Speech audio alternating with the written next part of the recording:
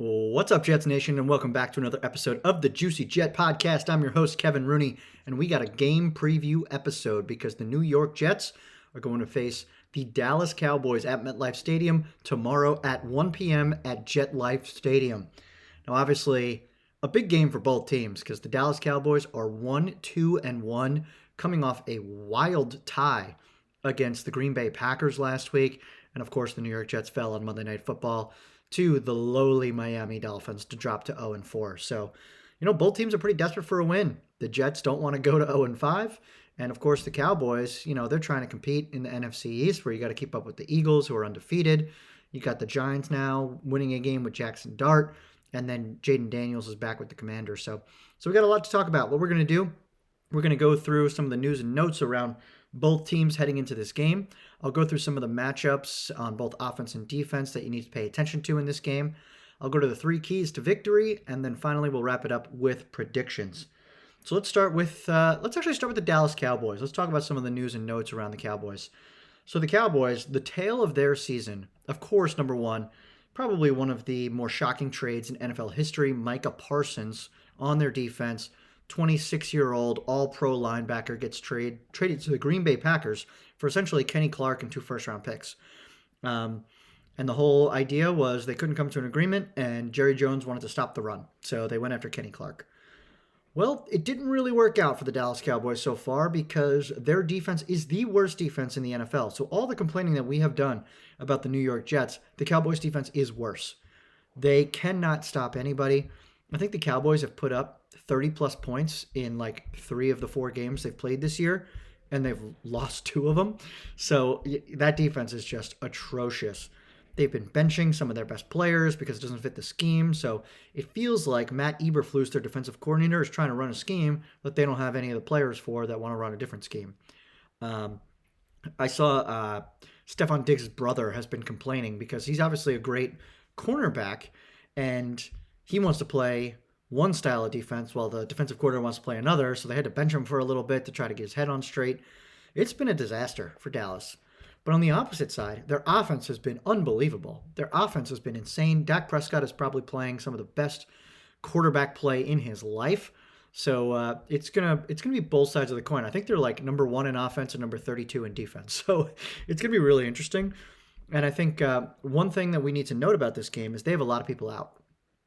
As we're going to have a few too, but for them, obviously CeeDee Lamb's been out for a few games. He's not going to play, so that's a big boost for the Jets. But we'll talk about a matchup that we need to watch later. And then Kevontae Turpin, who's their super fast wide receiver, he's going to be out for this game, which is another big help for the Jets. And then finally, most of their offensive line is either out or questionable, so they might not play. But the way Dak's been playing and the way their running game's been going, I feel like they can overcome those injuries. You saw it last week against the Packers. They can overcome not having CeeDee Lamb and kind of having a revolving door of offensive line. So it's going to be really interesting to see how we take down this team this week. On the Jets side of the news, so for us, let's talk about injuries. It's been weird. I don't know what's going on with Jermaine Johnson and Kene Nwangwu. They're both day-to-day or week. They were week-to-week. Now they're day-to-day. They're both listed as questionable for this game, but they didn't practice all week, so you can go ahead and assume that neither of them are going to play in this game. So for me, Nwangwu was so weird. The guy he's returned 1 kick for us so far this year, and he returned 2 last year, and that's it. So our return game has lost 2 games, and it's because this guy can't play. So it's been absolutely brutal. I'm assuming he won't be here this week. Then we got to fly to London next week, so who knows if he's going to make the trip out there, but really disappointing. The bigger issue, though, is Jermaine Johnson. Our defensive end depth has just been glaringly, obviously bad over the past few games, where we're watching Michael Clemens start. We've got Will McDonald playing less than 50% of the snaps in a single game. We got Braden McGregor rolling out there, and he shouldn't be on an NFL field. We've got Tyler Barron, our 5th-round rookie, rolling out there. He shouldn't be on an NFL field. So it's just an absolute mess. We need some reinforcements at defensive end. And if Jermaine Johnson can go out there and play 75% of the snaps like he did in week 1, then we've got something. But the problem is this injury has just been so concerning because we have no idea what's going on. It doesn't seem like an Achilles, so it's not flaring up from last year. But why is it taking so long? So it's absolutely brutal. I don't think he's going to play again. But what are you going to do? Now we're just going to have to rely on this like revolving door of terrible football players to get us through this game and hopefully stop the run and create some pass rush opportunities. I will say we got to play Will McDonald more. I don't care how bad he is against the run. He can't be worse than the guys that we have out there. Put him out there so that he can actually rush Dak, especially with their injured offensive line. He's got to disrupt some plays. He's got to be out there constantly because there's no excuse for it. Your best players have to play, and they have to play well. And when you're not giving him the opportunity to go out there and play, then what are you doing? You're just putting Braden McGregor and Tyler Barron out there, and they're providing us next to nothing. A negative. They're a negative when they're out there on the field. So that's brutal. The other big news is Jarvis Brownlee, the cornerback that we just traded for, should play this week. He practiced in full all week, and Michael Carter is out with a concussion. So unless he doesn't understand the playbook yet, you would assume that either Isaiah Oliver is going to play the slot, and he did not have a good game against the Dolphins, or you just slide in this new guy, Jarvis Brownlee, who we're excited about because he can tackle, he's young, we've got him under control for another 2 years, he is physical. So I'm excited to see what he looks like, especially with we need a shakeup somewhere across this team. So we might as well put in a guy like Jarvis Brownlee, who we just traded for and is like a feisty, he's kind of a jerk. We need some people who are angry on the field, and we don't have that right now. So I'm excited to see him play, and hopefully, whatever. If he has a couple penalties, we've already got 13 a game anyway, so you might as well put him out there and see what he does. So that's some of the news that's going on. I'm trying to think if there was anybody else that's either coming back or injured. Let's see. Let me just check the Jets Twitter again just to make sure that I'm not forgetting anybody. The good news is John Simpson's fully practiced, so that was good to see. It looked like Mason Taylor was questionable to start the week, but he's back fully participating. So it looks like we're going to have a pretty full squad except for Jermaine Johnson, Michael Carter, and Kene Nwangwu. So that's the news and notes. So let's talk about this game. I have been to every single Jets-Cowboys game, both home and away, since probably 2010 maybe 2010. I will tell you, me and my friend from college, we decided that he's a huge Cowboys fan, and we used to sit at the bar, and the Jets would be on at 1, the Cowboys would be on at 4, and we would trade jerseys. So I'd wear the Cowboys jersey when the Cowboys game was on. He'd wear the Jets jersey when the Jets game was on because we just wanted to root for each other's teams, and we needed something to do while we were sitting at a bar watching 8 hours of commercial-free football. So we decided that we were going to go to every single game together, Jets Cowboys, for the foreseeable future, and he ended up going to 0, and I've gone to all of them. So he's a jerk, and I'm so annoyed that he never came out with me. But what are you going to do now? Now we're old, so it's probably not happening. But I'm very excited for this one just because I feel like it's going to be fun to watch. It's going to be 2 defenses that can't stop anybody and 2 offenses that just want to score a bunch of points, and for Justin Fields, run all over the place, and for Dak Prescott, throw all over the place. So I'm really interested to see how this all goes. So let's talk about the Jets defensively. I think for me, the big piece is this matchup between Sauce Gardner and George Pickens. There is no one else in their receiving corps besides maybe their tight end, Jake Ferguson, that scares me. So if I'm the Jets, I am traveling Sauce with George Pickens the entire game. And if you remember last year, George Pickens played for the Steelers. He torched us a few times, but he was guarded by Brandon Eccles. So for me, it's let's put our number 1 guy, who we just paid all this money to, on George Pickens the entire game and see if he can play the ball. And if he can, if we can stop George Pickens, I feel like it's a game that we can probably win. But if he can't, and he's been playing out of his mind, he's playing awesome, then we're in trouble. Then it's going to be one of those games that's a shootout, and I don't know if we can keep up in a shootout. So I think that is the key matchup in this game. The other thing I'm looking for, are there going to be any shakeups at safety? What are they going to do with Tony Adams, who refuses to tackle, and Andre Sisco, who's been playing terrible? He can't tackle, and he can't cover anybody. And he was my favorite free agent signing, so I missed on that one. So are they going to rotate in Malachi Moore a little bit more often?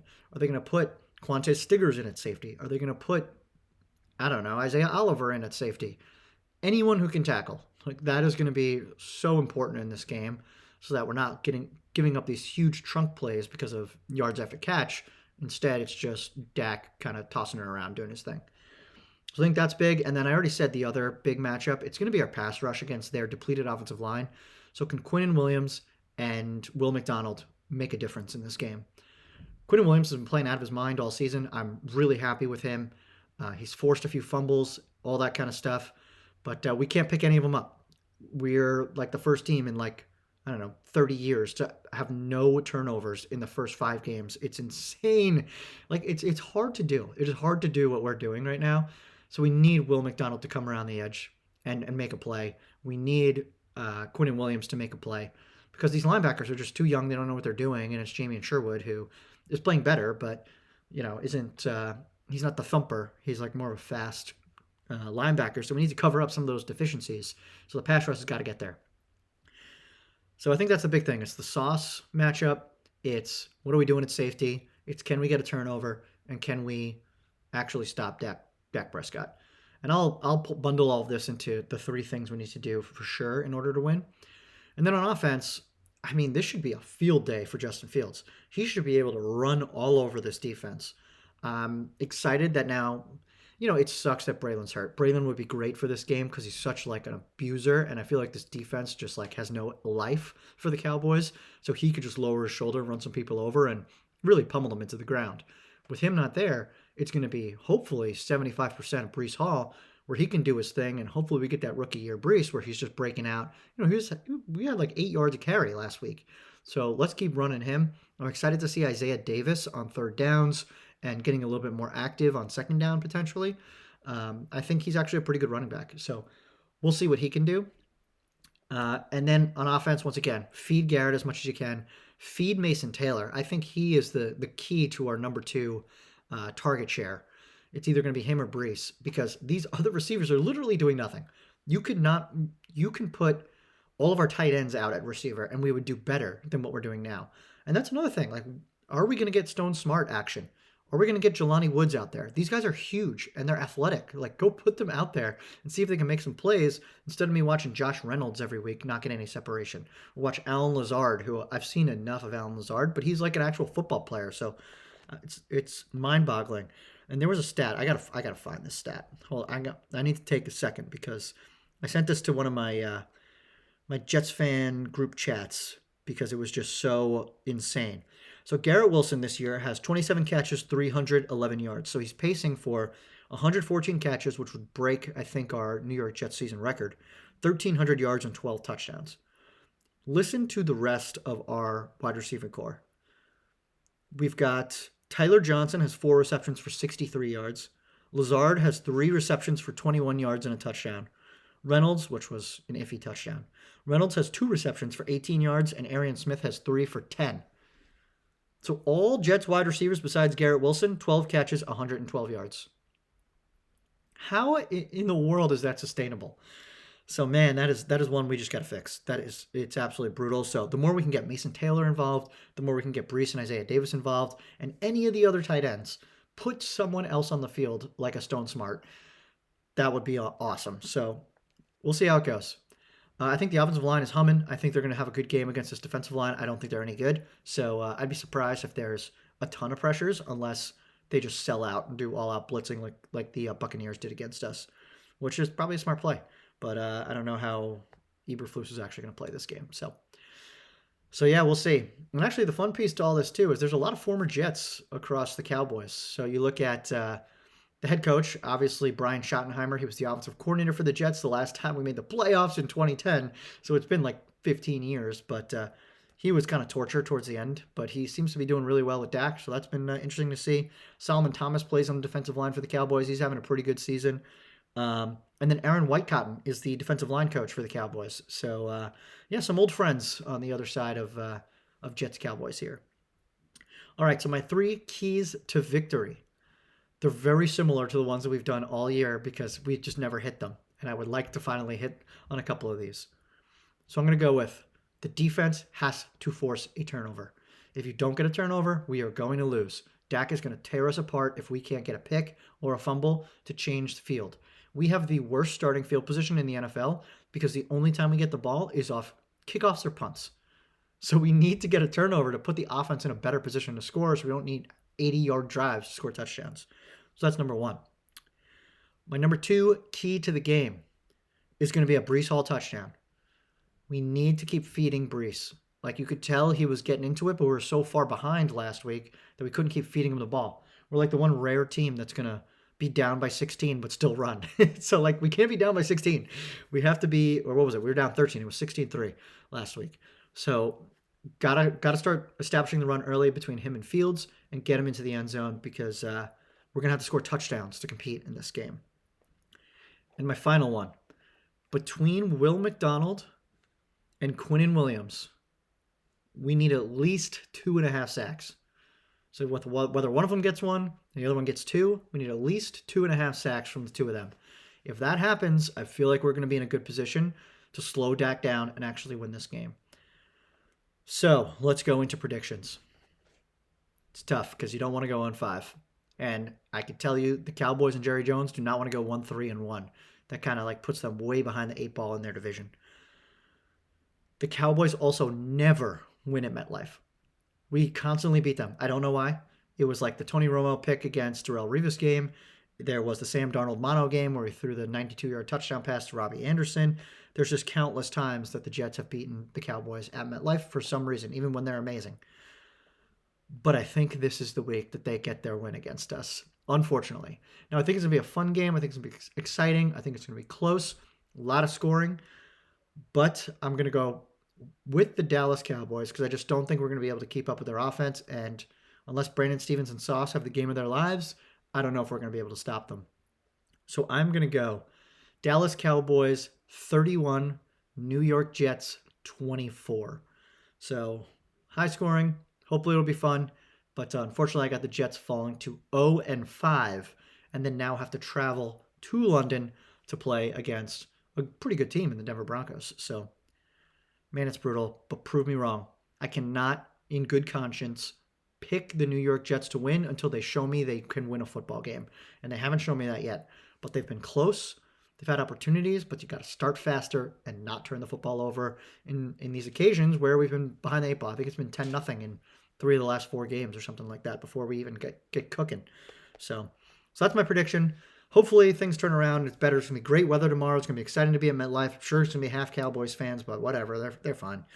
They're all fake fans anyway. But all right, that is it. So I hope everybody enjoys the game tomorrow. Please like, rate, subscribe, review, follow all the things across TikTok, Instagram, Twitter, YouTube, JuicyJet25. And if you're at the game tomorrow, let me know. I'll be in the parking lot. K3 is where I tailgate. And hopefully I'll see you all at the game. Go Jets.